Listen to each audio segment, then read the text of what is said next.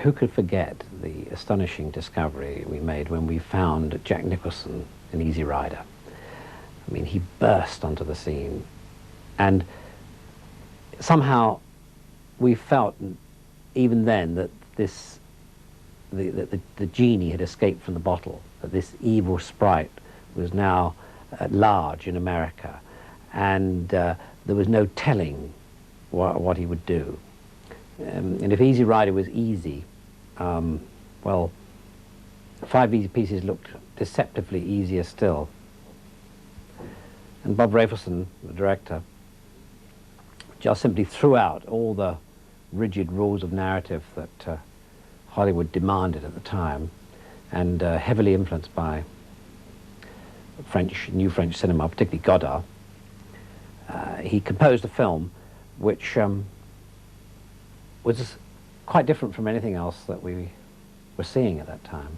Bob Rafelson was part of a company called BBS, which was an independent company, a group of people who got together determined to kick over the traces of conventional Hollywood, and to go out into the streets, on the road, and take a fresh look at contemporary America.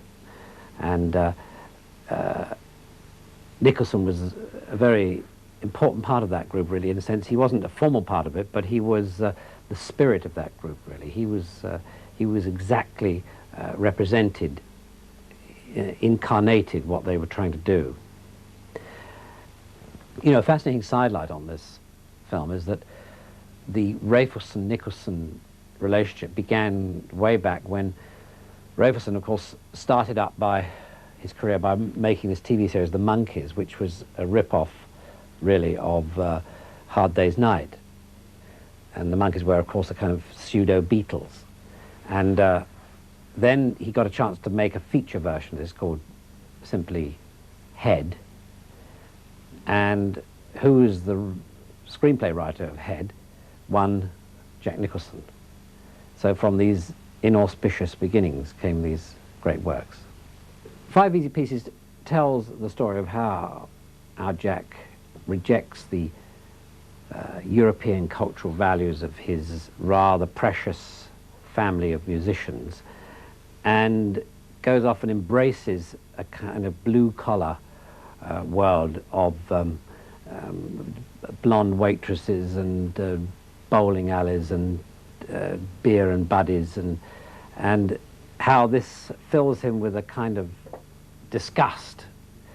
A disgust with America, perhaps, but mostly with a kind of self-disgust. Why the movie seemed to hit us between the eyes was because it slammed the door on the 60s. Goodbye, peace and love. It's about a man who feels compelled to keep moving, and yet in this America of the 70s, there's nowhere to go.